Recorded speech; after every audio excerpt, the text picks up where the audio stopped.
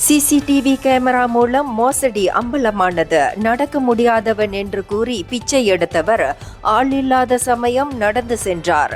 ஜாகர்த்தாவில் கால்கள் முடமாகிவிட்டது போல் பாசாங்கு செய்த ஒரு பிச்சைக்காரர் பிச்சை எடுத்து முடித்ததும் சுற்றுப்பகுதியில் யாரும் இல்லாத சமயத்தில் வழக்கம் போல் எழுந்து நடந்து சென்ற காட்சி வீடியோவில் பதிவு செய்யப்பட்டு சமூக ஊடகங்களில் வைரலாகியுள்ளது. ஹோட்டல் ஒன்றின் எதிர்ப்புறம் இந்த நபர் அடிக்கடி பொதுமக்களிடம் பிச்சை எடுத்து வந்திருக்கிறார்.